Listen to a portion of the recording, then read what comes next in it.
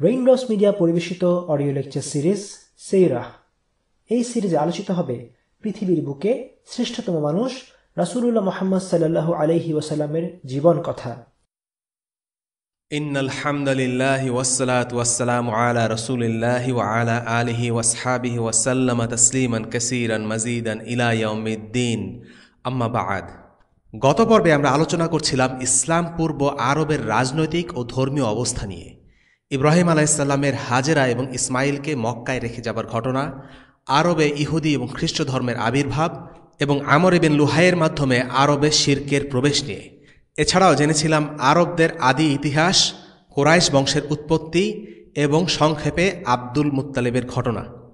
সিরাত নিয়ে পড়াশোনা করার সময় যে বিষয়গুলো খেয়াল রাখতে হবে তা হল ক্যারেক্টার বা ব্যক্তির নাম, জায়গার নাম এবং ক্রনোলজি বা সময় পরিক্রমা, অর্থাৎ কোন ঘটনা কোনটার আগে বা পরে ঘটেছে।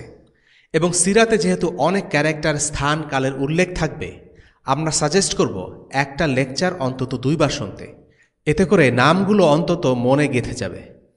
আজকের পর্বের বিষয়বস্তু হল আব্দুল মুত্তালিবের অন্যান্য তাৎপর্যপূর্ণ ঘটনাগুলো, রাসূলুল্লাহ সাল্লাল্লাহু আলাইহি সাল্লামের জন্ম এবং তার শৈশব। এর আগের পর্বে আব্দুল মুত্তালিবের পারিবারিক ইতিহাস নিয়ে আমরা সংক্ষেপে আলোচনা করেছিলাম। তবে এখানে শেষ নয়, আব্দুল মুত্তালিব নিয়ে কতগুলো ঘটনা আছে যা না জানলেই নয়। তৎকালীন আরবের চোখে আব্দুল মুত্তালিব ছিলেন সবচেয়ে বিখ্যাত ঐতিহাসিক ব্যক্তিত্ব। এটা বললে ভুল হবে না, ইব্রাহিম আলাইহিস সালামের পরে তারা আব্দুল মুত্তালিবকে সবচেয়ে বেশি সম্মান করত। যদিও আব্দুল মুত্তালিব ইব্রাহিম আলাইহিস সালামের তাওহীদে বিশ্বাসী ছিলেন না, তবুও তারা তাকে বিশেষ কিছু মনে করত।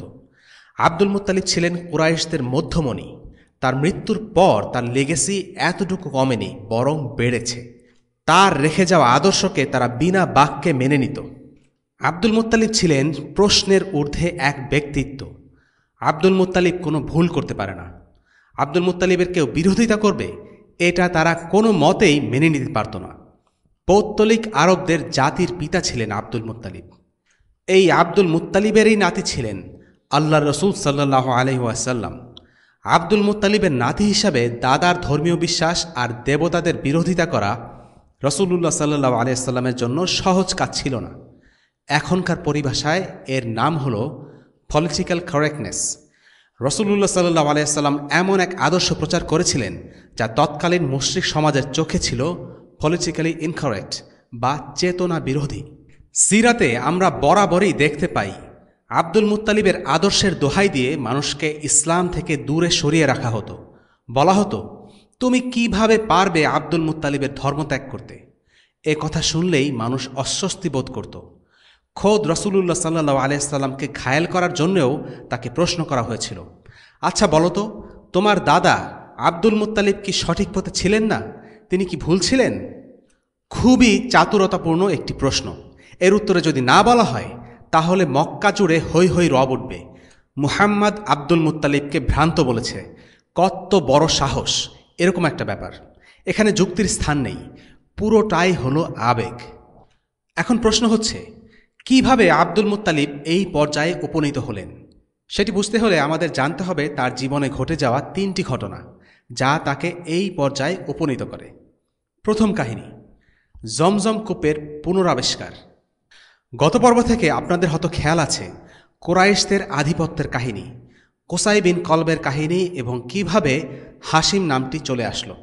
একদিন আল মুত্তালিব নামক এক ব্যক্তি মদিনায় আসলেন। তিনি ছিলেন হাসিমের ভাই। ভাতিজা সাইবাকে মক্কায় নিয়ে যাওয়ার উদ্দেশ্যে তিনি মদিনায় এসেছিলেন। তখন সাইবার বয়স ছিল প্রায় 8 বছর। প্রথমে তার মা ছেলেকে ছাড়তে চাচ্ছিলেন না, কিন্তু আল মুত্তালিব তাকে বোঝালেন যে সে কুরাইশের সবচেয়ে সম্ভ্রান্ত পরিবারের অন্যতম উত্তরাধিকারী এবং তার উচিত তার নিজ বংশ ও পরিবারের নিকটে ফিরে যাওয়া এবং সেখানে দায়িত্বসমূহ বুঝে নেয়া। এ কথা শুনে সাইবার মা রাজি হন। এরপর আল মুত্তালিব সাইবাকে নিয়ে মক্কায় ফিরে যান। সাইবাকে এর আগে মক্কায় কেউ দেখেনি। তখনকার দিনে দাস কেনা বেচা খুব সাধারণ একটা ব্যাপার ছিল। তাই লোকজন আল মুত্তালিবের সাথে এই অচেনা ছোট ছেলেটিকে দেখে ভেবেছিল সে বোধহয় আল মুত্তালিবের দাস। তাই তারা সাইবাকে আব্দুল মুত্তালিব বলে ডাকতে শুরু করে। আর এই আব্দুল মুত্তালিবই হলেন রাসূলুল্লাহ সাল্লাল্লাহু আলাইহি সাল্লামের দাদা। তার আসল নাম ছিল সাইবা। কিন্তু লোকেরা মুত্তালিবের দাস ভেবে তাকে আব্দুল মুত্তালিব নামে ডাকতে শুরু করেছিল। আব্দুল মুত্তালিবের প্রথম তাৎপর্যপূর্ণ ঘটনা হল জমজম কূপের পুনরাবিষ্কার। আমরা আগে আলোচনা করেছি, বনু জুরহুম গোত্র মক্কা থেকে ছেড়ে যাওয়ার সময় জমজম কূপের মুখ বন্ধ করে এর সব চিহ্ন মুছে দিয়েছিল। এই ঘটনার পর প্রায় ৩০০ বছর পর্যন্ত জমজম কূপের অবস্থান মক্কাবাসীদের কাছে অজানা ছিল। একদিন আব্দুল মুত্তালিব একটি স্বপ্ন দেখলেন। স্বপ্নে কেউ তার কাছে এসে বলতে লাগল, খোড়ো তাইয়েবা। তাইয়েবা মানে হলো পবিত্র। আব্দুল মুত্তালিব স্বপ্নের মধ্যেই সাড়া দিলেন এবং জিজ্ঞেস করলেন, তাইয়েবা কি? কিন্তু কোনো উত্তর পাওয়া যায়নি। সেদিনের মতো স্বপ্ন ভেঙে যায়। পরের দিন রাত্রেও তিনি একই রকম স্বপ্ন দেখেন। সেই একই আওয়াজ তাকে বলতে থাকে, গর্ত করো সেই মহার্ঘ। আব্দুল মুত্তালিব বললেন, কি সেই মহার্ঘ? সেই রাতেও কোনো উত্তর পেলেন না। তৃতীয় রাতে সেই একই আওয়াজ তাকে বলল, জমজম খনন করো। আব্দুল মুত্তালিব জিজ্ঞেস করলেন, জমজম কি? এবার তিনি উত্তর পেলেন। সেই কণ্ঠস্বরটি এবার বলল, জমজম এমন এক কূপ যা কখনো বন্ধ হবে না বা শুকিয়ে যাবে না। এখান থেকে হাজিরা পানি পান করবে। এই কূপ রয়েছে গোবর আর রক্তের মাঝে। এর কাছেই রয়েছে সাদা পা বিশিষ্ট কাক এবং পিঁপড়ার আবাস। এই দুর্বোধ্য সাংকেতিক কথাবার্তার আগামাথা আব্দুল মুত্তালিব কিছুই বুঝতে পারলেন না। পরের দিন সকালে তিনি যখন কাবা ঘর তাওয়াফ করছিলেন, তখন কাছেই সেখানে তিনি গোবর ও রক্ত দেখতে পান। সেগুলো ছিল একটি জবাইকৃত উটের রক্ত আর গোবর। এরপর তিনি সেই একই জায়গায় সাদা পা বিশিষ্ট একটি কাক এবং পিঁপড়ার বাসা দেখতে পেলেন। অবশেষে তিনি বুঝতে পারলেন যে এই স্থানের কথাই তাকে স্বপ্নে জানানো হয়েছে। এখানেই তার পূর্বপুরুষের জমজম কূপ রয়েছে। এরপর তিনি পুত্র হারিসকে সঙ্গে নিয়ে খোঁড়াখুড়ির কাজ শুরু করে দিলেন। জমজম কূপ আল কাবা থেকে খুব বেশি দূরে নয়। পিতা পুত্রের এই খোঁড়াখুড়ি দেখে লোকজন জড়ো হয়ে যায় এবং তারা জিজ্ঞেস করল, তোমরা কি করছো? আল কাবার পাশে এভাবে খোঁড়াখুড়ি করছো কেন? তারা তাদেরকে বাধা দেওয়ার চেষ্টা করল, কিন্তু আব্দুল মুত্তালিব ও তার পুত্র হারিস খনন কাজ বন্ধ না করে চালিয়ে যেতে লাগলেন। একদিকে পিতাপুত্র খনন কাজ চালিয়ে যেতে লাগলো, আরেকদিকে লোকজনও তাদেরকে বাধা দিতে লাগলো। আব্দুল মুত্তালিবের এরকম করার কারণ তারা কোনোভাবেই বুঝতে পারছিল না। এক পর্যায়ে তারা তাকে ছেড়ে দেয়। তারা ফিরে যাওয়ার সময় আব্দুল মুত্তালিবের চিৎকার শুনতে পেল। লোকেরা দৌড়ে এসে দেখতে পেল যে আব্দুল মুত্তালিব জমজম কূপের ঢাকনা উন্মোচন করেছে। এরপর উপস্থিত কুরাইশ নেতারা এসে বলল যে, হ্যাঁ, এটাই হলো আমাদের পূর্বপুরুষ ইসমাইল আলাইসাল্লামের কূপ। এই কথার মাধ্যমে তারা ইঙ্গিত দিতে চাইল যে এই কূপের উপর তাদের সবার অধিকার আছে, তাই এই কূপের অংশীদার তারা সবাই। কিন্তু আব্দুল মুত্তালিব বললেন, আমি স্বপ্নে এই কূপের খোঁজ পেয়েছি, আমি এটাকে আবার উন্মোচন করেছি, তাই এই কূপের মালিক আমি। কিন্তু তারা এটা মানতে চাইল না। তারা বলতে লাগলো যে তারা সবাই ইসমাইলের উত্তরসূরি, তাই তারা সবাই এই কূপের মালিক। এদিকে আব্দুল মুত্তালিব এই কূপের মালিকানা অন্য কারো হাতে দেবেন না বলে মনস্থির করেছেন। দুই পক্ষই তর্কাতর্কি চালিয়ে যাচ্ছিল।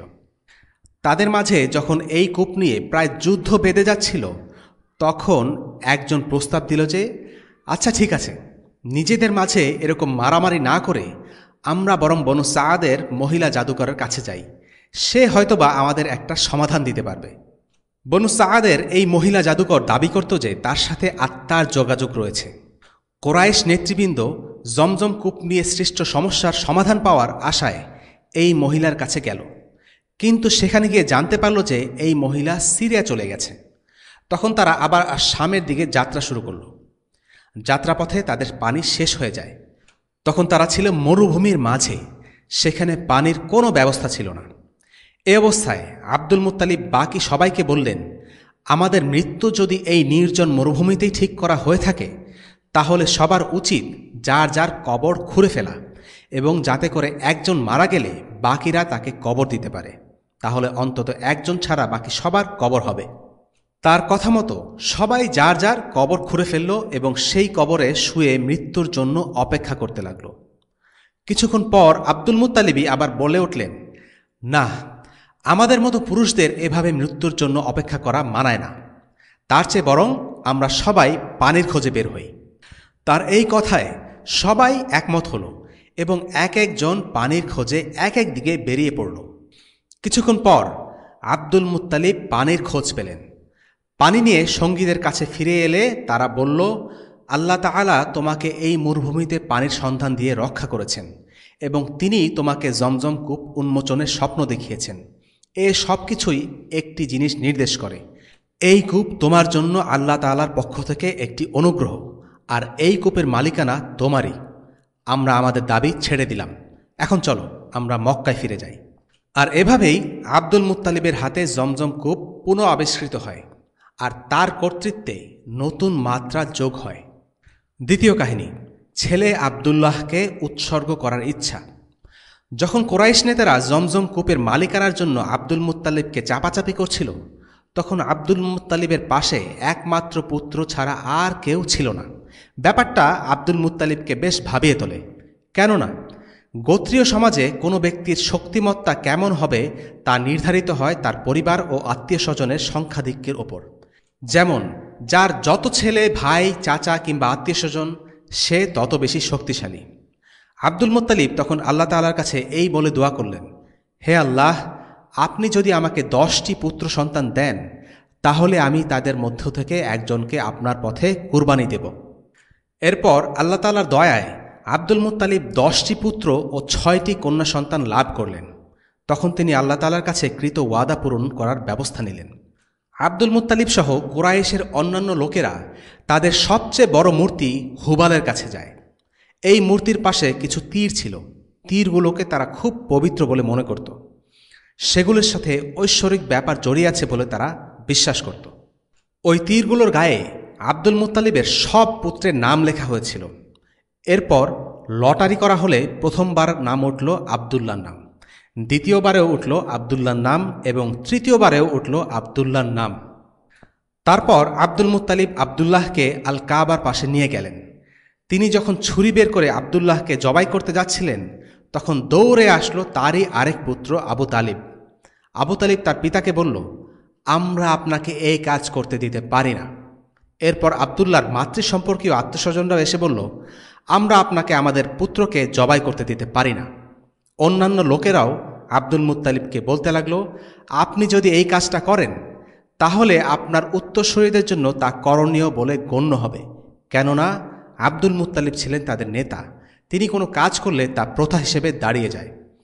কিন্তু আব্দুল মুত্তালিব তাদের কোনো আপত্তি মানতে চাইলেন না। তিনি বললেন, আমি আল্লাহ তাআলার কাছে যা মানত করেছি তা কোনোভাবেই ভঙ্গ করতে পারবো না। এ নিয়ে তাদের মাঝে বেশ কথা কাটাকাটি হতে লাগল। শেষ পর্যন্ত তারা যখন কোনো সমাধানে পৌঁছতে পারল না, তারা তখন আবার সেই মহিলা জাদুকরের কাছে বিষয়টি উত্থাপন করার সিদ্ধান্ত নিল। সবাই সেই মহিলা জাদুকরের কাছে গেল এবং সব কিছু শুনে সেই মহিলা জাদুকর বলল, আচ্ছা তোমরা আজকে যাও, আগামীকাল আবার এসো, আমি এর মাঝে আমার আত্মাগুলোর সাথে এই ব্যাপারটি নিয়ে আলোচনা করব। কুরাইশরা পরদিন তার কাছে উপস্থিত হল। এর মাঝে মহিলা জাদুকর একটি সমাধান বের করে দিল। মহিলা তাদেরকে জিজ্ঞেস করল, তোমরা কোনো ব্যক্তির রক্তপণ কিভাবে আদায় করো? তারা বলল, 10টি উট দিয়ে। তখন মহিলা বলল, ঠিক আছে, তাহলে এক পাশে 10টি উট আর অপর পাশে আবদুল্লাহকে রেখে তীর চালনা করো। তীরটি উটের দিকে নির্দেশ করলে উটগুলোকে জবাই করবে, আর আবদুল্লাহর দিকে নির্দেশ করলে পূর্বের উটগুলোর সাথে আরও 10টি উট যোগ করবে। কুরাইশরা এতে রাজি হলো এবং মক্কায় ফিরে গেল।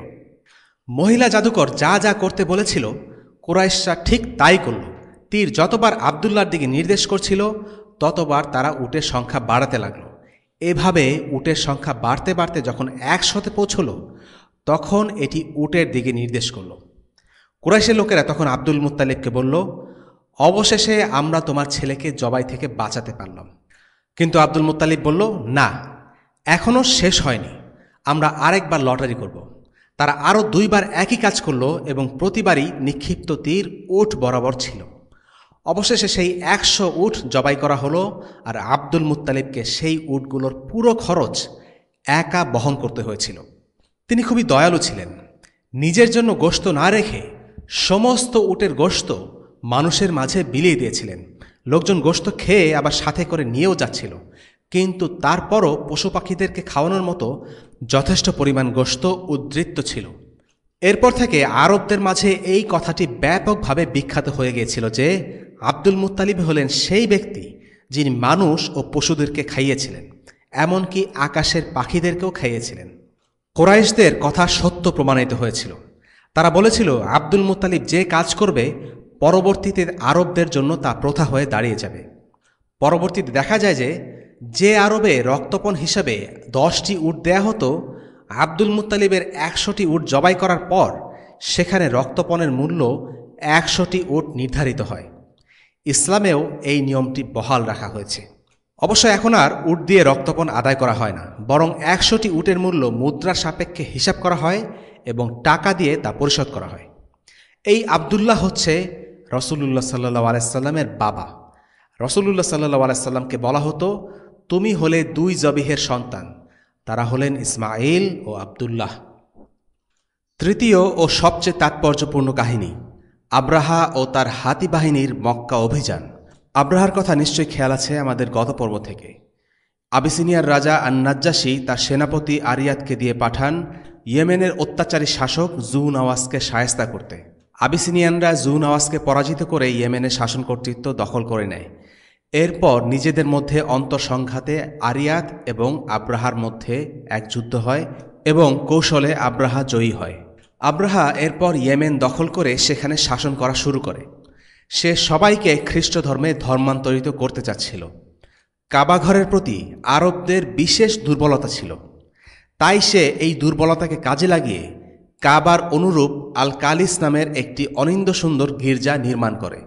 কাবার সাথে প্রতিযোগিতা করার উদ্দেশ্যে এই গির্জা বানানো হয়েছিল, কিন্তু এই কাজটি আরব গোত্রগুলোর পছন্দ হয়নি।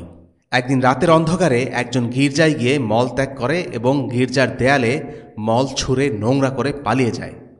এই ঘটনায় আব্রাহা প্রচণ্ড ক্ষিপ্ত হয়। সে কাবা আক্রমণ করার সিদ্ধান্ত নেয়। আব্রাহা তার সৈন্যবাহিনী নিয়ে মক্কার দিকে অভিযান শুরু করে, কিন্তু পথিমধ্যে তার কিছু বাধার সম্মুখীন হতে হয়। নুফাইল নামের একজন গোত্রনেতা তার বিরোধিতা করে তাকে বাধা দেওয়ার চেষ্টা করে, কিন্তু সে আব্রাহার কাছে হেরে যায় এবং যুদ্ধবন্দী হয়। আব্রাহা আর তায়েফে পৌঁছানোর পর সেখানকার লোকেরা তাকে বিভিন্নভাবে সাহায্য সহযোগিতা করে, কেননা কুরাইশদের সাথে তায়েফবাসীর শত্রুতা ছিল। তায়েফের এক লোক আব্রাহার বাহিনীকে পথ দেখানোর জন্য রাজি হয়, কিন্তু তায়েফ থেকে বের হওয়ার সাথে সাথে সে মারা যায়। আব্রাহা আরবের সীমান্ত পর্যন্ত পৌঁছিল। সেখানে একটি চারণভূমিতে কিছু মেষ এবং উট চড়ছিল। আব্রাহা সেগুলো দখল করে নেয়। এই মেষ এবং উটগুলো ছিল রাসূলুল্লাহ সাল্লাল্লাহু আলাইহি সাল্লামের দাদা আব্দুল মুত্তালিবের। আব্দুল মুত্তালিব আব্রাহার সাথে দেখা করতে গেলেন। অন্যদিকে আব্দুল মুত্তালিব ছিলেন নুফাইলের বন্ধু। নুফাইল আব্রাহার কাছে বন্দী ছিলেন। বন্দী অবস্থাতেই নুফাইলের সাথে উনাইস নামের এক ব্যক্তির বন্ধুত্ব হয়। এদিকে উনাইস আব্রাহার সৈন্যবাহিনীর এক গুরুত্বপূর্ণ পদে ছিলেন। সে ছিল আব্রাহার বাহিনীর হস্তিচালক। আব্দুল মুত্তালিব নুফাইলের সাথে দেখা করে তাকে বললেন যে তিনি আব্রাহার সাথে দেখা করতে এসেছেন। নুফাইল উনাইসের সাথে কথা বলে আব্রাহার সাথে দেখা করার বন্দোবস্ত করে দেন। উনাইস আব্রাহার সাথে আব্দুল মুত্তালিবের সাক্ষাৎ করিয়ে দেয়। আব্রাহা তাকে সাদরে অভ্যর্থনা জানায়। বর্ণনা অনুসারে আব্দুল মুত্তালিব ছিলেন সুপুরুষ এবং ব্যক্তিত্বের অধিকারী।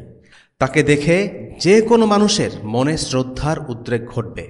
আব্দুল মুত্তালিবকে দেখার সাথে সাথেই আব্রাহা খুব সম্মানের সাথে তাকে স্বাগত জানায়, যদিও তখন আব্দুল মুত্তালিবের সাথে আব্রাহার কথা হয়নি।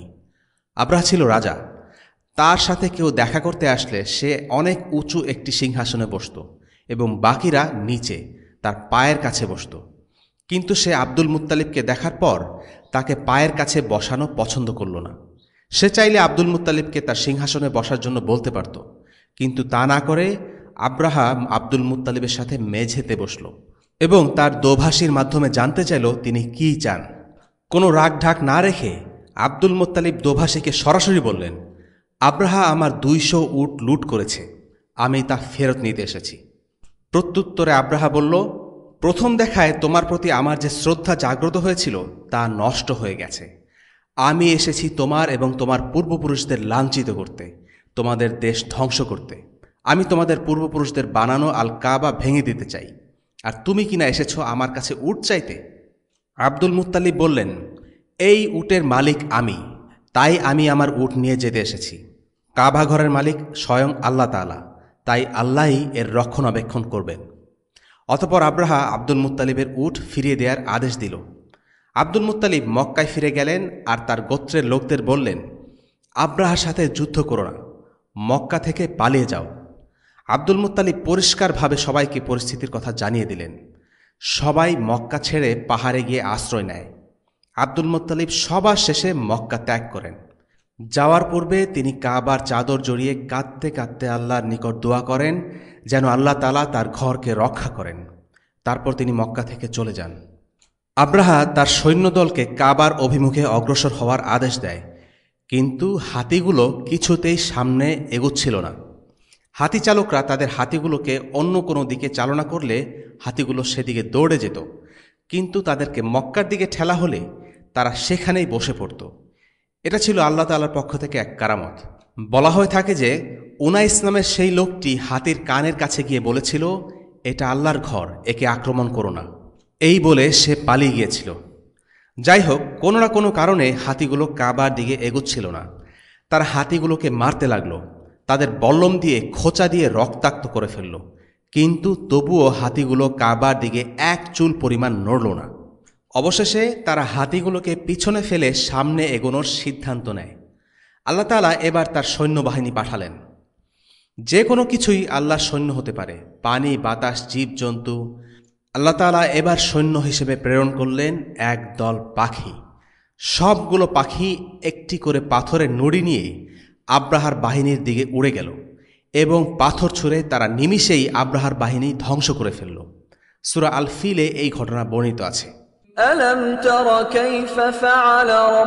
তুমি কি দেখনি তোমার প্রভু কেমন করেছিলেন হস্তি বাহিনীর প্রতি? তাদের চক্রান্ত তিনি কি ব্যর্থতায় পর্যবসিত করেননি? আর তাদের উপর তিনি পাঠালেন ঝাঁকে ঝাঁকে পাখির দল, যারা তাদের আছড়ে ছিল শক্ত কঠিন পাথরের গায়ে। ফলে তিনি তাদের বানিয়ে দিলেন খেয়ে ফেলা খড়ের মতো। রাসূলুল্লাহ সাল্লাল্লাহু আলাইহি ওয়াসাল্লামের জন্মের বছরে এই ঘটনাটা ঘটেছিল, তাই তার জন্মের বছরকে হাতির বছর বলা হয়, ইংরেজিতে দ্য ইয়ার অফ এলিফ্যান্ট। আরবে তখন দিন বা মাস গণনার জন্য নাম থাকলেও বছর গণনার জন্য কোনো ক্যালেন্ডার ছিল না, তাই তারা স্পেসিফিক কোনো ঘটনা দিয়ে কোনো বছরকে খেয়াল রাখত। যেহেতু এই বছরে একটা বড় ঘটনা ছিল হাতির আক্রমণের বছর, তাই একে বলা হতো হাতির বছর। সিরাতের এই পর্যায়ে আমরা মোট 4টি গুরুত্বপূর্ণ কাহিনী জানলাম। প্রথমটি হলো আসহাবুল উখদুদের কাহিনী এবং পরের 3টি হলো আব্দুল মুত্তালিবের কাহিনী। জমজম কূপের পুনরাবিষ্কার, আব্দুল্লাহকে বলি দেয়া নিয়ে সৃষ্ট জটিলতা এবং সবশেষে কাবাকে ধ্বংস করতে আব্রাহার বাহিনীর নিজেই ধ্বংস হয়ে যাওয়া। প্রতিটি ঘটনাই ছিল বেশ চাঞ্চল্যকর। ঘটনাগুলো ঠিক কখন ঘটেছিল সে ব্যাপারে নিশ্চিত বর্ণনা নেই, তবে রাসূলুল্লাহ সাল্লাল্লাহু আলাইহি ওয়াসাল্লামের জন্মের খুব আগে নয়। আরবের ইতিহাসে এই ঘটনাগুলো বিশেষ গুরুত্বপূর্ণ। তবে এই ঘটনাগুলোর মধ্যে সবচেয়ে তাৎপর্যপূর্ণ ঘটনা হলো আব্রাহার বাহিনীর ধ্বংস হয়ে যাওয়ার কাহিনী, আর সেটা ঘটেছিল রাসূলুল্লাহ সাল্লাল্লাহু আলাইহি ওয়াসাল্লামের জন্মের অল্প কিছুদিন আগে। বলা হয়ে থাকে মাত্র 40 দিন আগে। আল মাওয়ারিদি এবং ইবনে তাইমিয়া রাহিমাহুমুল্লাহর মতে এই ঘটনা হচ্ছে আল্লাহর রাসূলের নবুয়তের একটি আলামত। ইবনে কাসির রাহিমাহুল্লাহ একই মত পোষণ করেন। এই ঘটনাগুলো হলো আল্লাহর রাসূল সাল্লাল্লাহু আলাইহি ওয়াসাল্লামের আগমনের পূর্বে ঘটে যাওয়া সবচেয়ে গুরুত্বপূর্ণ ঘটনা। এ পর্যায়ে আমরা প্রবেশ করব আল্লাহর রাসূলের মূল সিরাতে, রাসূলুল্লাহ সাল্লাল্লাহু আলাইহি ওয়াসাল্লামের জন্ম। রাসূলুল্লাহ সাল্লাল্লাহু আলাইহি ওয়াসাল্লামের জন্মের সময় আরব এবং পুরো বিশ্বের অবস্থা ছিল খুবই নাজুক। সে সময়ে তাদের পথ নির্দেশনা বা নেতৃত্বের খুব প্রয়োজন ছিল। তবে তখনও মানুষের মাঝে কিছু ভালো গুণ বিদ্যমান ছিল। যেমন আরবরা বেশ উদার ও অতিথিপরায়ণ ছিল, তারা কথা দিয়ে কথা রাখত, তাদের মধ্যে আত্মমর্যাদাবোধ ছিল প্রবল, তাদের মধ্যে আরও ছিল লজ্জাবোধ এবং অন্যায়কে রুখে দেওয়ার মানসিকতা, তাদের ছিল দৃঢ়তা, অধ্যবসায়, উদ্যম এবং সারল্য। আরবদের এই চমৎকার গুণ ইসলামের প্রচার এবং প্রসারে গুরুত্বপূর্ণ ভূমিকা রাখে। সাহাবারা এই গুণগুলোর অধিকারী ছিলেন, আর তাই তারা এই দিন প্রচারে সফল হয়েছিলেন। সাহাবাদের উদারতা আর অতিথিপরায়ণতার কারণে তারা যেখানে যেতেন সেখানেই তাদেরকে সকলে বরণ করে নিত, তাদেরকে স্বাগত জানাত। জনগণের চোখে তারা মোটেও ঘৃণিত দখলদার ছিলেন না, বরং তারা সাহাবীদেরকে পেয়েছিল মুক্তিদাতা সৈনিক হিসেবে। মিশর ও সিরিয়াতে এমনটা হয়েছিল। মুসলিমরা যখন তাদেরকে রোমান শাসনের অধীন থেকে উদ্ধার করে, লোকজন তখন অনেক খুশি হয় এবং তাদেরকে মুক্তিদাতা হিসেবে স্বাগত জানায়। সাহাবাগণ ক্ষমতা বা কর্তৃত্বলোভী ছিলেন না। অনেক সময়ই তারা নিজেদের হাত থেকে ক্ষমতা ছেড়ে দিয়ে যোগ্য লোকদের হাতে ক্ষমতা তুলে দিতেন। তারা তাদেরকে নেতৃত্বের প্রশিক্ষণ দিয়ে তাদের হাতেই নেতৃত্ব হস্তান্তর করে দিতেন। ইউরোপীয় ঔপনিবেশিক শক্তির মতো জনগণের সম্পদ লুট করার জন্য সাহাবারা যুদ্ধ করতেন না, বরং তাদেরকে ইসলামের পথে আহ্বান জানাতে তারা যুদ্ধ করতেন। তারা ছিলেন বিশ্বস্ত, অঙ্গীকার পূরণে সদা সচেষ্ট এবং নির্ভরতার প্রতীক। স্থানীয় জনগণের কাছে তাদেরকে কাজের জন্য জবাবদিহিতা করতে হতো। এই গুণগুলো দাওয়ার ক্ষেত্রে খুবই গুরুত্বপূর্ণ। আর এ কারণেই আল্লাহ তাআলা মক্কা ও মক্কার মানুষগুলোকে শেষ নবীর রিসালাতের স্থান হিসেবে অন্য সব কিছুর উপর মনোনীত করেছেন, কেননা তাদের মাঝেই ইসলামের বার্তা বহন করার জন্য প্রয়োজনীয় গুণাবলী ছিল। নবীজি সাল্লাল্লাহু আলাইহি ওয়াসাল্লামের জন্মের সময় সম্পর্কিত অনেকগুলো বর্ণনা আছে, কিন্তু আমরা শুধু সহিহ বর্ণনাগুলোর মাঝে সীমাবদ্ধ থাকব ইনশাআল্লাহ। রাসূলুল্লাহ সাল্লাল্লাহু আলাইহি ওয়াসাল্লামের বাবার নাম আব্দুল্লাহ এবং মায়ের নাম আমিনা। তাদের বিয়ের কাহিনী দিয়ে শুরু করা যাক। আব্দুল্লাহ তখন 18 বছরের যুবক। আব্দুল মুত্তালিব তার পুত্র আব্দুল্লাহর জন্য আমিনাকে মনোনীত করেন। আমিনা ছিলেন ওয়াহাব ইবনে আব্দে মানাফ ইবনে জোহরা ইবনে কিলাবের কন্যা। তারাও ছিলেন কুরাইশ গোত্রের। কুরাইশ আসলে একটা অনেক বড় গোত্র, এর মধ্যে ছোট ছোট অনেকগুলো গোত্র আছে আবার, যেমন বনু হাসিম একটা গোত্র, বনু জোহরা আরেকটা। সুতরাং বনু জোহরার যে গোত্রপ্রধান ছিলেন তার নাম ছিল ওয়াহাব এবং তার মেয়ের নাম আমিনা। সুতরাং আব্দুল মুত্তালিব তার ছেলে আব্দুল্লাহর জন্য আমিনা বিনতে ওয়াহাবের জন্য প্রস্তাব পাঠান। যেহেতু তারা দুইজনে ছিলেন গোত্রপ্রধান, ওয়াহাব এতে রাজি হয়। আব্দুল্লাহ এবং আমিনার বিয়ে হয়। এটা ছিল মদিনায় খেজুরের কাফেলা পাঠানোর ঠিক কয়েকদিন আগে। যেহেতু কাফেলাতে আব্দুল্লাহকেও যেতে হয়েছিল, বিয়ের পর কোনো রকমে 1 সপ্তাহ সময় পেয়েছিলেন আমিনার সাথে, এবং এই কাফেলাই ছিল তার শেষ যাত্রা। তো বিয়ের 1 সপ্তাহের মধ্যে আব্দুল্লাহকে যেতে হয়েছিল সিরিয়ার উদ্দেশ্যে। ফেরার পথে তিনি প্রচণ্ড অসুস্থ হয়ে পড়লেন এবং যখন তিনি মদিনায় পৌঁছলেন, তিনি বললেন তিনি তার আত্মীয় স্বজনদের কাছে থেকে যেতে চান সুস্থ হওয়া পর্যন্ত, কারণ ওনার জন্য কাফেলার ফিরতে দেরি হয়ে যাচ্ছিল। মদিনার তখন নাম ছিল ইয়াসরিব এবং ইয়াসরিবে ছিল আব্দুল মুত্তালিবের মা অথবা আব্দুল্লাহর দাদি। সুতরাং আব্দুল্লাহ ইয়াসরিবে থেকে গেলেন এবং যখন কাফেলা মক্কায় ফিরল, আমিনাকে বলা হলো আব্দুল্লাহ অনেক অসুস্থ, এবং পরে আরেকটা সংবাদ আসলো আব্দুল্লাহ ইন্তেকাল করেছেন। আব্দুল্লাহকে কোথায় সমাধিস্থ করা হয় সেটা এখনও অজানা। সুতরাং আমিনা 18-19 বছর বয়সে আব্দুল্লাহর সন্তান গর্ভে নিয়ে বিধবা হয়ে যান, এবং এই হাতির বছরেই জন্ম হয় আমাদের নবীজি রাসূলুল্লাহ সাল্লাল্লাহু আলাইহি ওয়াসাল্লামের। যে বছরে রাসূলুল্লাহ সাল্লাল্লাহু আলাইহি ওয়াসাল্লাম জন্মগ্রহণ করেন সেটি হচ্ছে ইংরেজি 570 সাল, যে বছরে আল্লাহ তাআলা আব্রাহার বাহিনীকে ধ্বংস করে দেন। যে মাসে রাসূলুল্লাহ সাল্লাল্লাহু আলাইহি ওয়াসাল্লাম জন্মগ্রহণ করেন সেটা হচ্ছে রবিউল আউয়াল, আর যে তারিখে জন্মগ্রহণ করেন বেশিরভাগ আলিমদের মতে সেটা হচ্ছে রবিউল আউয়াল মাসের 12 তারিখ। তবে 12 তারিখের ব্যাপারটা নিয়ে কিছুটা মতপার্থক্য আছে। আর সপ্তাহের যে বারে রাসূলুল্লাহ সাল্লাল্লাহু আলাইহি ওয়াসাল্লাম জন্মগ্রহণ করেন সেটা হচ্ছে সোমবার, আর দিনের যে সময়টা তিনি জন্মগ্রহণ করেন সেটা হচ্ছে মধ্য দুপুর, যখন সূর্য থাকে মধ্য গগনে। রাসূলুল্লাহ সাল্লাল্লাহু আলাইহি ওয়াসাল্লামের জন্মের সময় একটি ঘটনা আমরা জানি যেটা সহিহ। তার মা আমিনা তার জন্মের সময় একটি আলো দেখতে পান। তার শরীর থেকে এই আলো বেরিয়ে আসছিল এবং সেই আলো আর শাম পর্যন্ত ছড়িয়ে পড়ছিল। এই আলোর দ্বারাই প্রকাশ পাচ্ছিল যে মুহাম্মদ সাল্লাল্লাহু আলাইহি ওয়াসাল্লামের বার্তা বিশ্বময় ছড়িয়ে যাবে। এই আলোর একটি অর্থ হতে পারে এমন যে আল্লাহ রাসূল সাল্লাল্লাহু আলাইহি ওয়াসাল্লামের আলো শিরকের অন্ধকারকে দূরীভূত করবেন।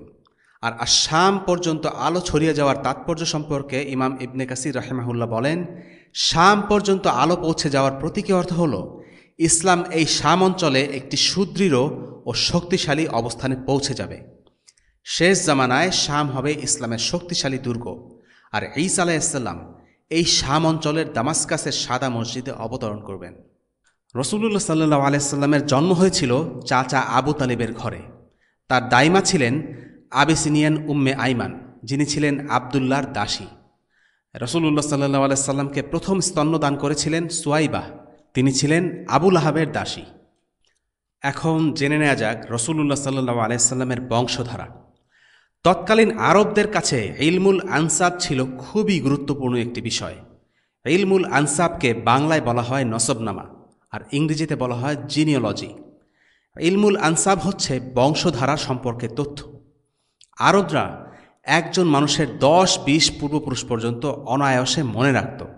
কোন গোত্রের পূর্বপুরুষ কে, কোথা থেকে তার উৎপত্তি, এই জ্ঞানগুলো আরবরা চর্চা করত। আল্লাহ রসুলের বংশধারা নিয়ে বেশ কিছু চমৎকার হাদিস আছে। ইমাম আহমদ থেকে বর্ণিত একটি হাদিস থেকে জানা যায়, লোকেরা মুহাম্মদ সাল্লাল্লাহু আলাইহি সাল্লামকে নিয়ে নানা রকম কথা বলতো। যেমন তারা বলতো যে মুহাম্মদ যেন শুষ্ক মরুভূমিতে জন্ম নেয়া একটি সবুজ সতেজ গাছ।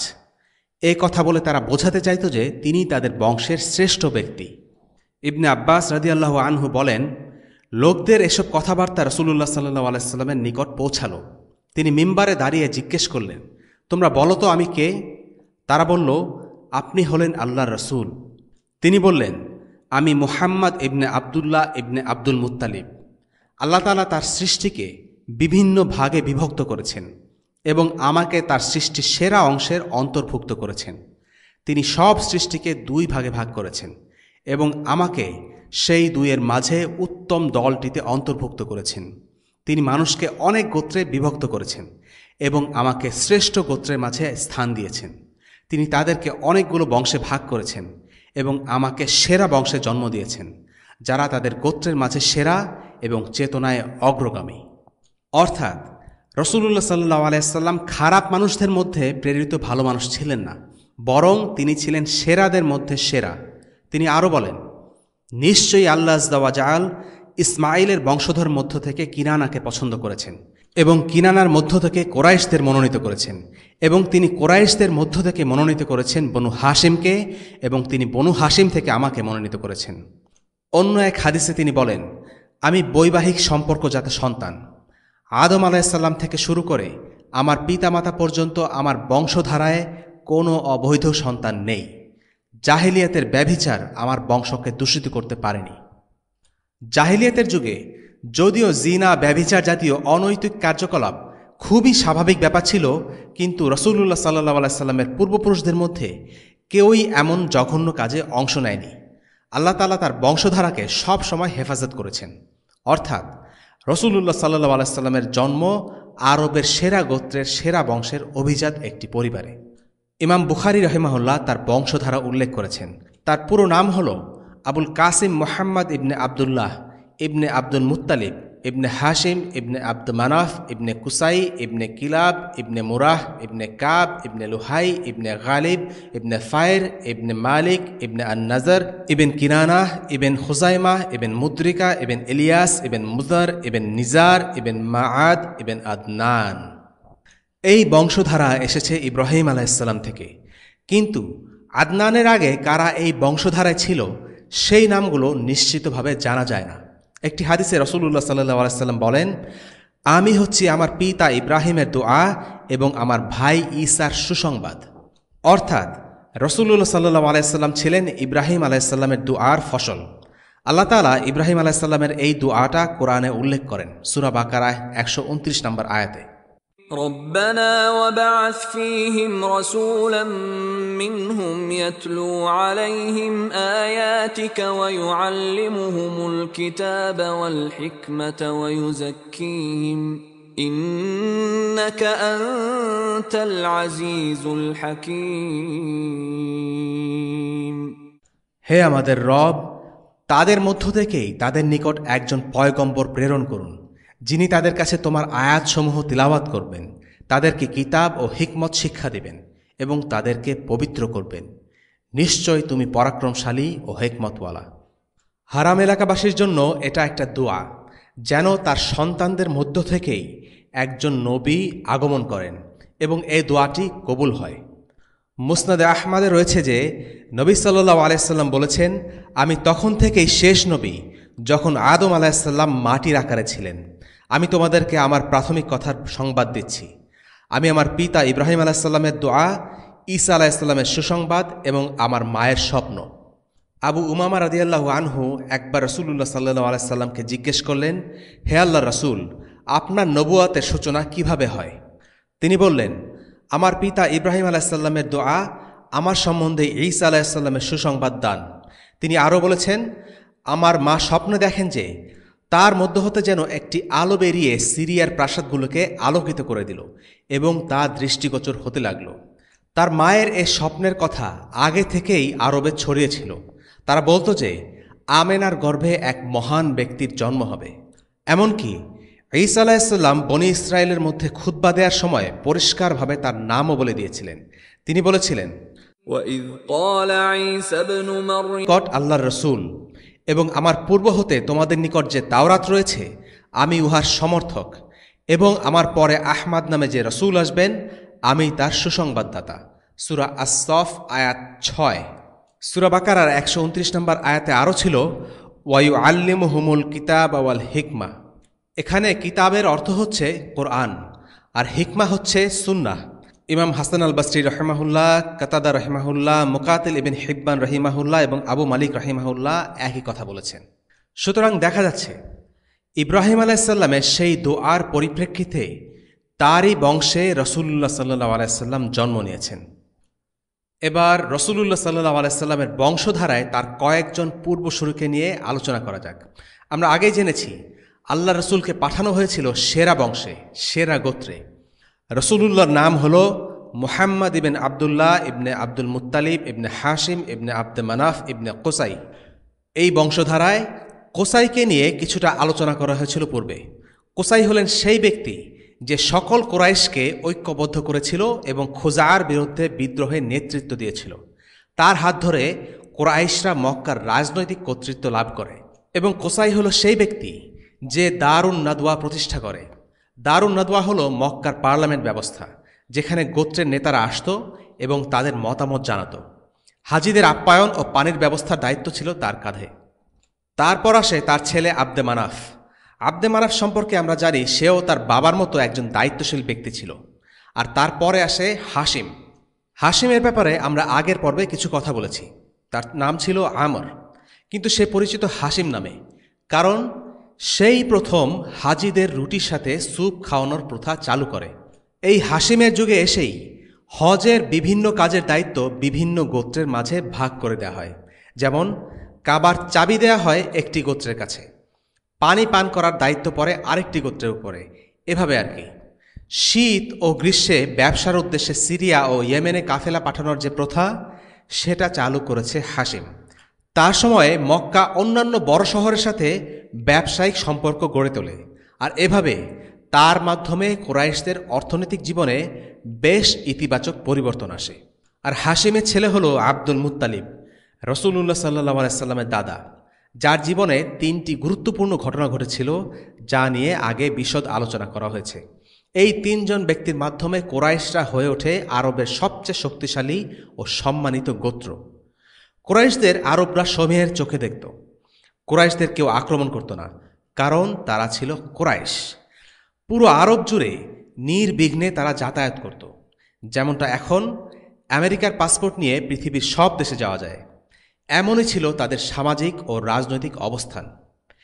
এ থেকে আমরা দেখতে পাই রসুলুল্লাহ সাল্লাল্লাহু আলাইহি সাল্লামের গোত্র ও পূর্বসূরীরা কেউ যেনতেন ব্যক্তি ছিলেন না। কোসাইয়ের হাতে ঘটেছিল কুরাইশদের রাজনৈতিক উত্থান, হাশিমের হাতে কুরাইশরা লাভ করেছিল অর্থনৈতিক প্রবৃদ্ধি, আর আব্দুল মুত্তালিবের হাত ধরে কুরাইশরা লাভ করে আরবের চোখে বিশেষ সামাজিক মর্যাদা ও প্রতিপত্তি। কুরাইশদের এই সম্মানিত অবস্থান সম্পর্কে আল্লাহ তাআলা বলেছেন, কুরাইশদের নিরাপত্তার জন্য, শীতকালীন ও গ্রীষ্মকালীন বিদেশ যাত্রায় তাদের নিরাপত্তার জন্য।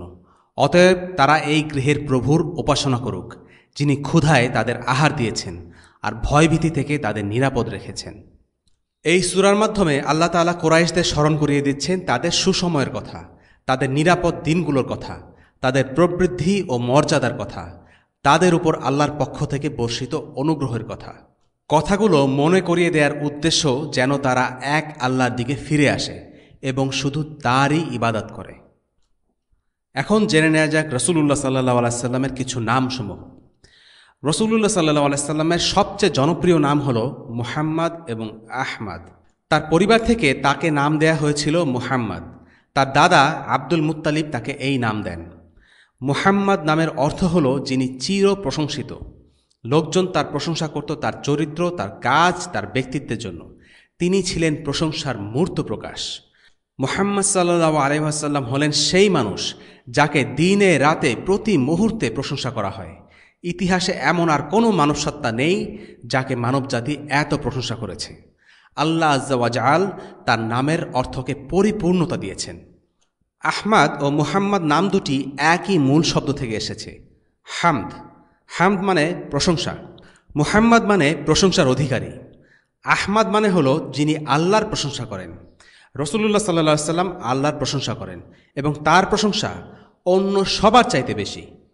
রাসূলুল্লাহ সাল্লাল্লাহু আলাইহি ওয়াসাল্লামের আরও কিছু নাম আছে যা হাদিস থেকে জানা যায়। তার মাঝে একটি হলো আল হাসির। আল হাসির অর্থ হচ্ছে জড়গারী, যার জাগরণের সাথে সমগ্র মানবজাতির পুনরুত্থান ঘটবে এবং তার পেছনে জড়ো হবে। নবীজি মুহাম্মদ সাল্লাল্লাহু আলাইহি ওয়াসাল্লামকে হাসরের দিন সর্বপ্রথম পুনরুজ্জীবিত করা হবে এবং পুরো মানবজাতি তার পুনরুজ্জীবনের পর জাগ্রত হবে। আল মুক্তাফ বা উত্তরস্বরী তার আরেকটি নাম। মুহাম্মদ সাল্লাল্লাহু আলাইহি ওয়াসাল্লাম হলেন নবী ও রাসূলদের মধ্যে সর্বশেষ। তারপর আর কোনো নবী বা রাসূল আসবেন না। এ কারণে তিনি হলেন সকল নবীর সর্বশেষ উত্তরসূরি। আল মাহি তার আরেক নাম, যার অর্থ হল নিশ্চিহ্নকারী, যিনি কুফরিকে মুছে ফেলেন বা নিশ্চিহ্ন করেন। মুহাম্মদ সাল্লাল্লাহু আলাইহি ওয়াসাল্লাম ছাড়া আর কোনো নবী পুরোপুরিভাবে কুফরিকে অপসারণ করতে পারেননি। যদিও নবীজির এই মিশন তার হাতে পূর্ণ হয়নি, তবে তা তার উম্মার হাত দিয়ে অর্জিত হবে। তার উম্মাহ এখন পর্যন্ত এই মিশন চালিয়ে যাচ্ছে। ইসলামের চূড়ান্ত বিজয় সেই মুহূর্তে আসবে যখন সারা বিশ্ব মুসলিম হয়ে যাবে। সেটা আসবে উম্মাতে মুহাম্মাদের হাতে, ঈসা আলাইহিস সালামের নেতৃত্বে। তাই মুহাম্মদ সাল্লাল্লাহু আলাইহি ওয়াসাল্লামই কুফরকে সমূলে দূরীভূত করতে সফল হবেন। তার আরেকটি নাম হচ্ছে নবিউল মালহামা বা যুদ্ধের নবী। মালহামা মানে একটি যুদ্ধ নয়, বরং মালহামা দ্বারা বোঝানো হয় একের পর এক সংঘটিত ভয়ঙ্কর যুদ্ধ। নবীজি সাল্লাল্লাহু আলাইহি ওয়াসাল্লামের এই নামের একাধিক ব্যাখ্যা রয়েছে। একটি অর্থ হতে পারে যে তার উম্মাহ জিহাদের জন্য সর্বশ্রেষ্ঠ। মুহাম্মদ সাল্লাল্লাহু আলাইহি ওয়াসাল্লামের উম্মার মতো আর কোনো উম্মাহ এত জিহাদ করেনি। এই নামের আরেকটা অর্থ হতে পারে এরূপ: মুহাম্মদ সাল্লাল্লাহু আলাইহি ওয়াসাল্লামের পর লোকেরা ভয়ঙ্কর সব যুদ্ধে লিপ্ত থাকবে, যেমনটা দেখা যায় প্রথম ও দ্বিতীয় বিশ্বযুদ্ধ থেকে। রাসূলুল্লাহ সাল্লাল্লাহু আলাইহি ওয়াসাল্লামের সময়কাল তার আগমন থেকে শেষ বিচারের দিন পর্যন্ত বিস্তৃত। তাই যে ঘটনাগুলো এখন ঘটছে সেগুলো তার সময়কালেরই অন্তর্ভুক্ত, আর এই ঘটনাগুলো তার নামের এই অর্থকে সমর্থন করে। রাসূলুল্লাহ সাল্লাল্লাহু আলাইহি ওয়াসাল্লামের শৈশবের কিছু ঘটনা জানা যাক। তিনি একবার মদিনায় গিয়েছিলেন। তার শৈশব নিয়ে খুব বেশি বর্ণনা নেই, কারণ তখন তিনি নবী ছিলেন না। তার শৈশবের একটি ঘটনা আমরা জানি উম্মে আইমান থেকে। উম্মে আইমান রাসূলুল্লাহ সাল্লাল্লাহু আলাইহি ওয়াসাল্লামের মৃত্যুর পরেও কিছুদিন বেঁচে ছিলেন। তিনি বর্ণনা করেছেন, রাসূলুল্লাহ সাল্লাল্লাহু আলাইহি ওয়াসাল্লাম শৈশবে একবার মদিনায় গিয়েছিলেন। তার মা তাকে মদিনায় নিয়ে যান।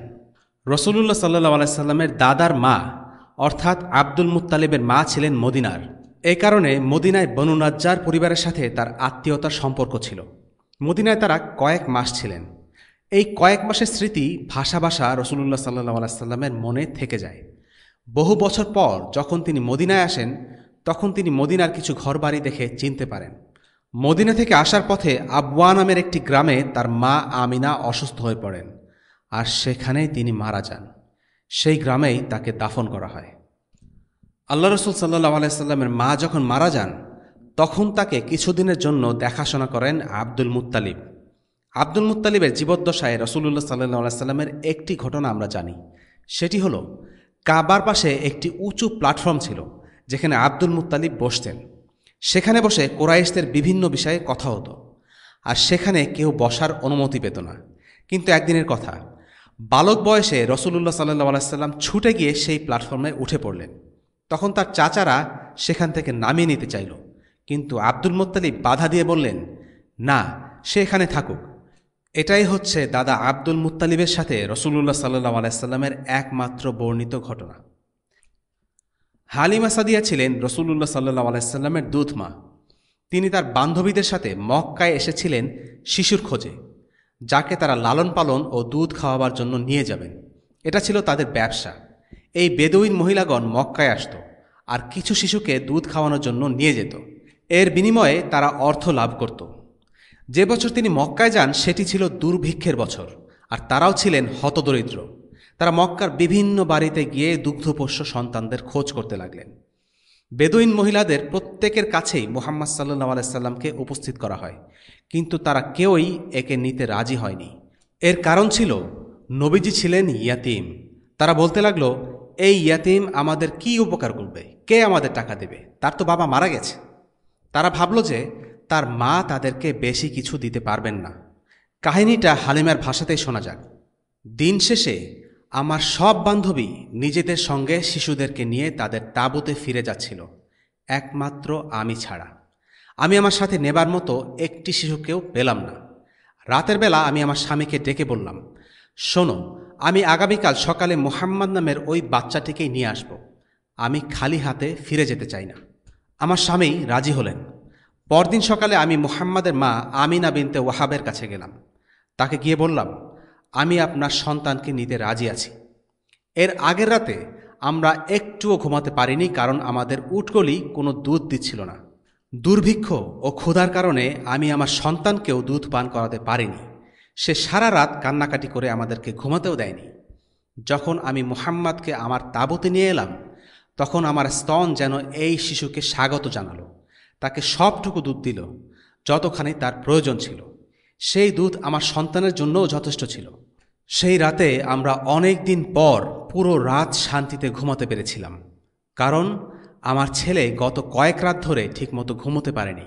এরপর আমার স্বামী উটের দুধ দহন করতে গেলে উটটি এত দুধ দিল যে আমার স্বামী আমার কাছে ফিরে এসে বললেন, হালিমা, তুমি তো এক বরকতময় আত্মাকে নিয়ে এসেছ। মক্কায় আসার সময় আমি একটি দুর্বল গাধার পিঠে ছিলাম। এটি এত ধীরে চলছিল যে এটার সাথে তাল মিলাতে গিয়ে অন্যদেরও আস্তে চলতে হচ্ছিল, আর এই কারণে বাকি সবাই বিরক্ত হচ্ছিল। অথচ ফিরে যাওয়ার দিন আমার গাধাটি হয়ে যায় পুরো দলের মধ্যে সবচেয়ে দ্রুতগামী গাধা। আমার বান্ধবীরা আমাকে জিজ্ঞেস করতে লাগলো, তুমি তো এই গাধার পিঠে চড়েই মক্কা এসেছিলে, তাই না? আমি বললাম, হ্যাঁ, এটা সেই গাধাটাই।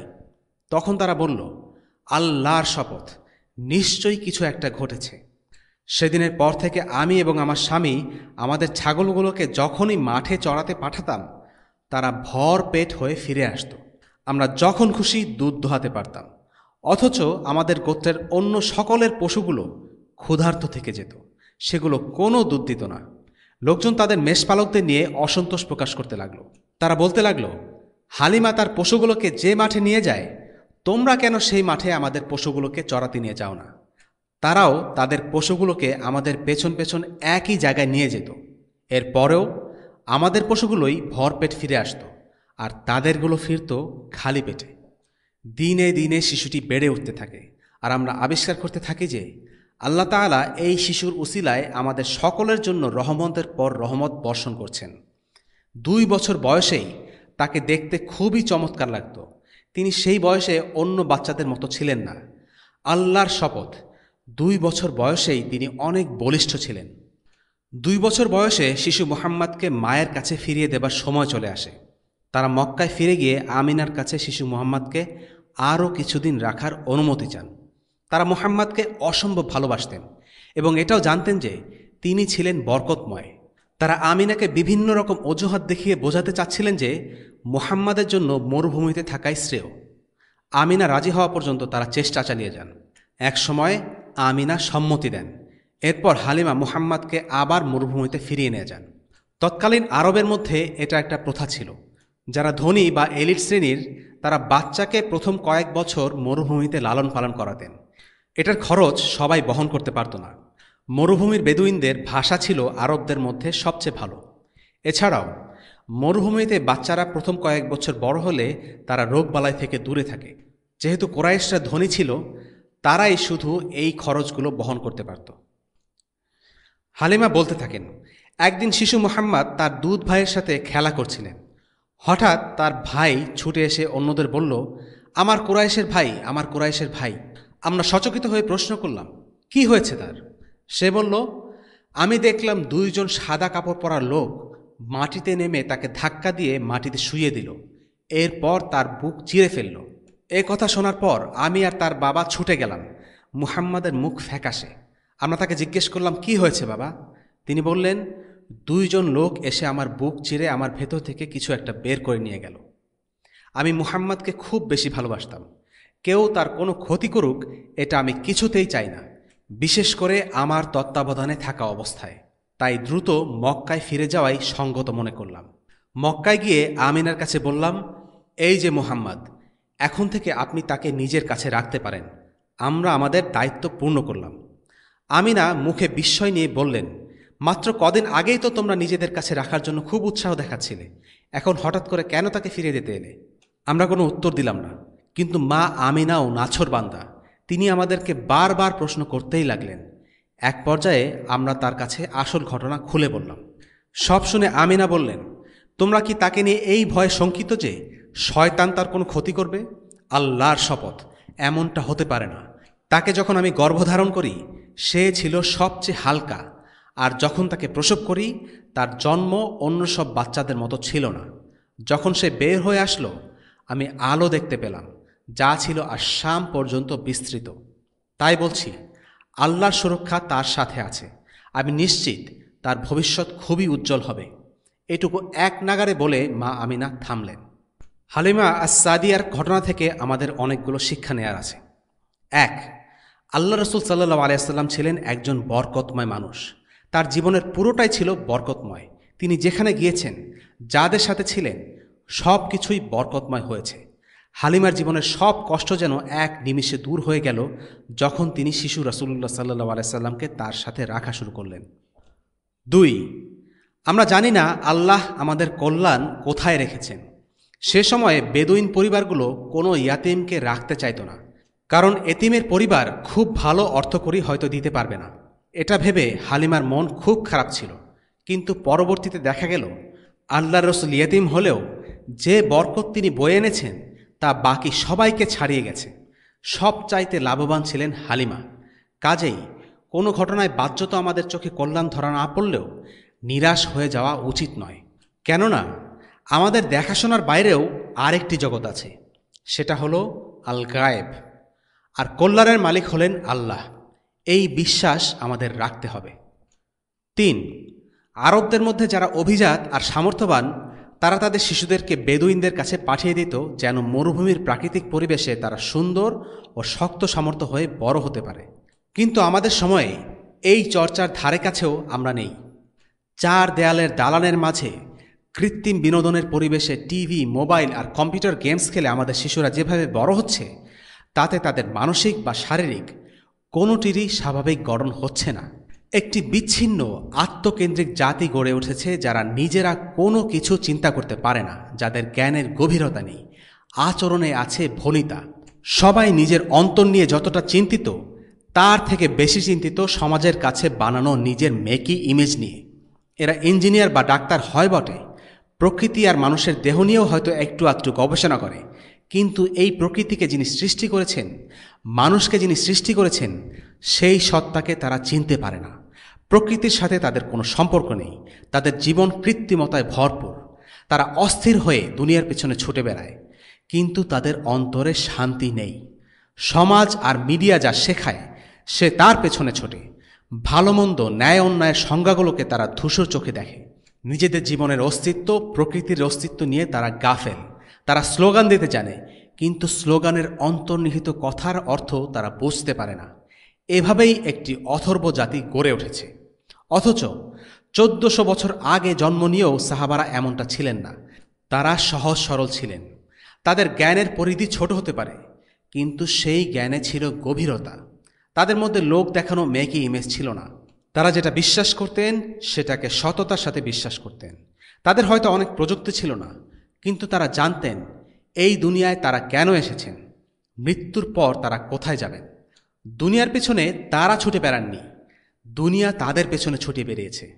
সেই যুগের সহজ সরল জীবন আর অন্তরগুলো অনেক পবিত্র আর পরিশুদ্ধ ছিল। তারা স্বাধীনভাবে চিন্তা করতে পারতেন। আজকের আধুনিক সভ্যতাগুলো মানুষের চিন্তা চেতনা আর অনুভূতিকে নিয়ন্ত্রণ করে, আর সেটার নাম দিয়েছে ব্যক্তি স্বাধীনতা। আমাদের উচিত আমাদের নিজেদের ও সন্তানদের প্রকৃতির সাথে পরিচিত করে তোলা, ইন্টারনেটে আর সোশ্যাল মিডিয়ার ভার্চুয়াল জগৎ থেকে কিছুটা আলগা করে বাস্তব জীবনে অভ্যস্ত করা, কম্পিউটার গেমসের মধ্যে ঠেলে না দিয়ে খেলার মাঠে খেলতে পাঠানো। আশা করা যায় প্রকৃতির সাথে মানুষের মেলামেশার মাধ্যমে তাদের জীবনে হারিয়ে যাওয়া স্বাভাবিকতা ফিরে আসবে। 4. রাসূলুল্লাহ সাল্লাল্লাহু আলাইহি সাল্লামের বুক চিরে কিছু একটা বের করে নেয়ার যে ঘটনা ঘটেছে, এর মাধ্যমে মূলত শয়তানের প্রভাব থেকে মুক্ত করা হয়েছে। যিনি শেষ রাসূল হবেন, যিনি মানুষকে তাওহীদের বাণী পৌঁছে দেবেন, তাকে শয়তানের প্রভাব থেকে মুক্ত হওয়া জরুরি। এটা ছিল একটা আত্মিক পরিশুদ্ধি, কিন্তু সেটা শারীরিক একটি প্রক্রিয়ায় করা হয়েছিল ফেরেশতাদের মাধ্যমে। মুহাম্মদ সাল্লাল্লাহু আলাইহি সাল্লাম এরপর তার মায়ের সাথে মক্কায় থেকে যান। 6 বছর বয়সে তার মা মৃত্যুবরণ করেন। এরপর মুহাম্মদ পিতৃমাতৃহীন হয়ে পড়েন। এরপর তার দাদা আব্দুল মুত্তালিবের কাছে লালিত পালিত হতে লাগলেন। আব্দুল মুত্তালিব তাকে বড় করেন, কিন্তু নবীজির 8 বছর বয়সে তিনিও মৃত্যুবরণ করেন। তখন মুহাম্মদ সাল্লাল্লাহু আলাইহি সাল্লামের চাচা আবু তালিবের কাছে বড় হতে থাকেন। তিনি তাকে আশ্রয় ও সুরক্ষা দেন, সাহায্য করেন এবং তাকে জীবনের পরবর্তী 40 বছর ধরে সহায়তা করে যান। এখন সঙ্গত কারণেই আমাদের মনে একটা প্রশ্ন জাগে, কেন আল্লাহ একটা শিশুকে এত পরিমাণ দুঃখ কষ্টের মধ্য দিয়ে নিয়ে গেলেন? জন্মের আগে তার পিতা, 6 বছর বয়সে তার মা এবং 8 বছর বয়সে অভিভাবক আব্দুল মুত্তালিব ইন্তেকাল করেন। নবীজি পুরোপুরি ইয়াতিম হয়ে যান। কয়েকটা পয়েন্টের মাধ্যমে আমরা বুঝতে পারি। প্রথমত, যেমন আল্লাহ মুসা আলাইহিসসালামকে বলেছিলেন, আমি সেই যে তোমার দেখাশোনা করেছে যাতে তুমি আমার তত্ত্বাবধানে বড় হতে পারো। এ কথাটি আমাদের নবীজি সাল্লাল্লাহু আলাইহি ওয়াসাল্লামের ক্ষেত্রেও খাটে। দ্বিতীয়ত, আমরা জানি ইয়াতিমের জীবন অনেক কঠিন, কিন্তু একই সময়ে এই কষ্টের জীবন নবীজি সাল্লাল্লাহু আলাইহি ওয়াসাল্লামকে অনেক প্রয়োজনীয় গুণাগুণ অর্জন করতে সাহায্য করেছে। আদর ভালোবাসার মধ্য দিয়ে বড় হলে দাওয়াত দেওয়ার মতো কঠিন কাজ নবীজির জন্য সহজ হতো না। অপরদিকে রূঢ় বাস্তবতার মধ্য দিয়ে বড় হওয়া, পিতামাতার ছায়ায় না থাকায় অটোমেটিক্যালি একজন শিশু অথবা কিশোরকে বলিষ্ঠ করে, সাবলীল করে তোলে, ম্যাচুরিটি দেয় এবং শিশুটি হয়ে ওঠে প্রজ্ঞাবান। এই ব্যাপারটি আমরা যে কোনো ইয়াতিম শিশুদের মধ্যেই দেখি। তারা অন্যান্য শিশুদের যারা আদরে বড় হয়েছে তাদের চেয়ে অনেক বেশি ম্যাচিউরড। এটাই বাস্তবতা। নবীজি সাল্লাল্লাহু আলাইহি ওয়াসাল্লামকে এভাবেই বড় হওয়া দরকার ছিল। সেজন্যই আল্লাহ তাকে এত সব পরীক্ষার মধ্য দিয়ে নিয়ে গেছেন। তৃতীয়ত, কঠিন পরিস্থিতির মধ্য দিয়ে গেলে একজন মানুষ হয় সংবেদনশীল, দরদি এবং ক্ষমাশীল। এজন্যই অনেক হাদিসে আমরা দেখতে পাই ইয়াতিমদের ভরণপোষণের কথা। রাসূলুল্লাহ সাল্লাল্লাহু আলাইহি ওয়াসাল্লাম বলেন, আমি এবং যে ইয়াতিমদের ভরণপোষণ করেছে একসাথে জান্নাতে থাকব। তিনি আরও বলেন, যখন কোনো ইয়াতিম দেখবে তার মাথায় হাত বুলিয়ে দেবে। অর্থাৎ ইয়াতিমদের সাথে সদ্ব্যবহার করতে বলা হয়েছে। কারণ নবীজি সাল্লাল্লাহু আলাইহি ওয়াসাল্লাম তার নিজের শৈশবের কথা স্মরণ করে বুঝতে পারেন। এজন্য আমরা অ্যাটলিস্ট যা করতে পারি তা হল একজন ইয়াতিমের ভরণ পোষণের দায়িত্ব নেয়া এবং এটাকে আমাদের জীবনের একটা অংশ বানিয়ে নেয়া। সুতরাং এরকম কঠিন পরিস্থিতির মধ্য দিয়ে আমাদের নবীজি সাল্লাল্লাহু আলাইহি ওয়াসাল্লাম স্নেহশীল এবং কোমল হৃদয়ের মানুষ হিসেবে গড়ে উঠেছিলেন। চতুর্থত, বনু সাআদ গোত্রের মধ্যে মা হালেমার কাছে বড় হবার মধ্য দিয়ে নবীজি সাল্লাল্লাহু আলাইহি ওয়াসাল্লাম আরবদের মধ্যে সবচেয়ে অলঙ্কারপূর্ণ আরবি ভাষা রপ্ত করেন। ইংরেজিতে আমরা যাকে বলি এলোকোয়েন্ট অ্যারাবিক। এবং জানা যায় যে রাসূলুল্লাহ সাল্লাল্লাহু আলাইহি ওয়াসাল্লাম সর্বোত্তম আরবি ভাষা ব্যবহার করতেন। এবং এ নিয়ে একটা হাদিসও আছে এমন, আমাকে সবচেয়ে বিশদ অর্থপূর্ণ বাক্য দান করা হয়েছে। অর্থাৎ একটা ছোট শব্দকেও ঘণ্টার পর ঘণ্টা ধরে ব্যাখ্যা করা যায়, কারণ এতে গভীর অন্তর্নিহিত মর্মার্থ লুকিয়ে আছে। সুতরাং আমরা দেখতে পাই যে রাসূলুল্লাহ সাল্লাল্লাহু আলাইহি ওয়াসাল্লামকে এত দুঃখ কষ্ট এবং পরীক্ষার মধ্য দিয়ে নিয়ে যাওয়ার পিছনে আল্লাহর বিশেষ হিকমা ছিল। আজকের পর্বে সব শেষে যেই ঘটনাটা উল্লেখ করতে চাই তা হলো রাসূলুল্লাহ সাল্লাল্লাহু সাল্লামের শৈশবে সিরিয়া যাওয়ার গল্প। গল্পটি সুনান তিরমিজিতে আছে। লক্ষ্য করুন, সিরাতের সব ঘটনাগুলো কিন্তু হাদিসে বর্ণিত নেই, বর্ণিত হয়েছে ইবনে ইসহাক ইবনে সাদের বইগুলোতে, এবং এগুলোর বিশ্বাসযোগ্যতা বা অথেন্টিসিটি হাদিসের চেয়ে 1 ডিগ্রি নিচে। হাদিস বলতে আমরা বোঝাচ্ছি যেসব হাদিস গ্রন্থ স্ট্রিক্ট স্ট্যান্ডার্ড মেনটেন করে করা হয়েছে, যেমন বুখারী, মুসলিম, সুনান আবি দাউদ, সুনান তিরমিজি, নাসাই এবং ইবনে মাজাহ। এবং এই গ্রন্থগুলোই হচ্ছে মূল। ইসলাম ধর্মের অনেক ফিকহ এবং ধর্মীয় বিষয়াদি এই বইগুলোর উপর ভিত্তি করেই গড়ে উঠেছে। তাই বিশ্বাসযোগ্যতা এবং গ্রহণযোগ্যতার দিক দিয়ে খেয়াল করলে সিরাতের বইগুলো হাদিস এই গ্রন্থগুলোর 1 স্তর নিচে, এবং এ কারণেই সিরাতের সবগুলো গল্প গ্রহণযোগ্য নয়। কিন্তু আমাদের সেগুলো বর্ণনা করতে কোনো দোষ নেই। ঘটনাটা ছিল যে যখন রাসূলুল্লাহ সাল্লাল্লাহু আলাইহি সাল্লাম একজন কিশোর ছিলেন, বয়স হয়তোবা 11 কিংবা 12 বছর, তখন তার চাচা তাকে সিরিয়ায় এক ভ্রমণে নিয়ে যান। এবং হাদিসে বলা আছে সাথে ছিল আবু বকর এবং বিলাল। এবং যাবার পথে তারা একটা ভিক্ষুর আশ্রমের পাশ দিয়ে যায়, যেখানে বুহায়রা নামে একজন ভিক্ষু থাকত। এবং বুহায়রা দিনে কাউকে কখনো সময় দিত না। কিন্তু এবার বুহায়রা নিজেই বের হয়ে তাদের খুঁজতে লাগলেন এবং তাদেরকে এক ভোজের জন্য আমন্ত্রণ করলেন। তারা যখন জিজ্ঞেস করল কেন, তখন বুহায়রা বলল, তোমাদের মধ্যে একজন বালক আছে যে নবী হবে।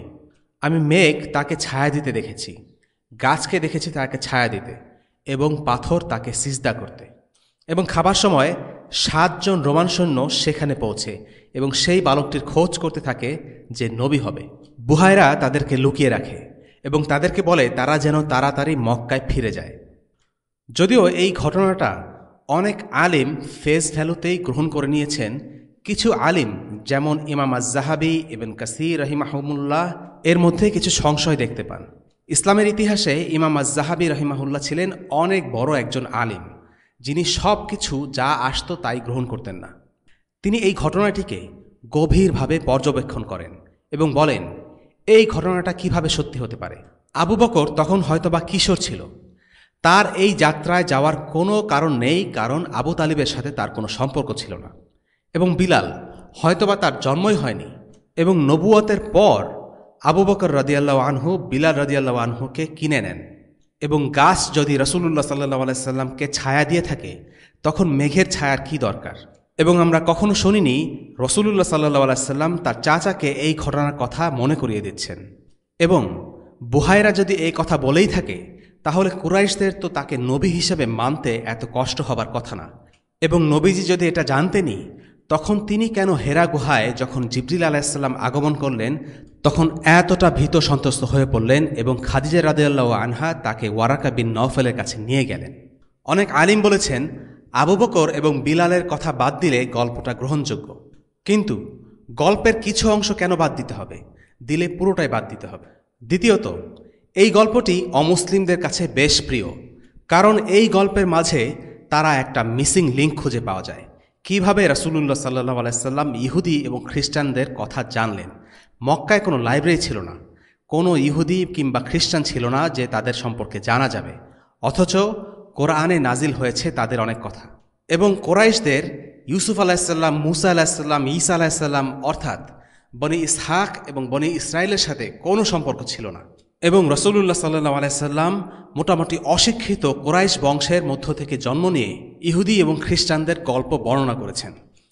ওরিয়েন্টালিস্টরা বলে রাসূলুল্লাহ সাল্লাল্লাহু আলাইহি সাল্লাম বুহাইরা থেকে তাওরাত ও ইনজিলের কাহিনী শুনেছেন আর সেগুলো ব্যবহার করে কোরআন রচনা করেছেন। কিন্তু এটা একটা অযৌক্তিক ক্লেম।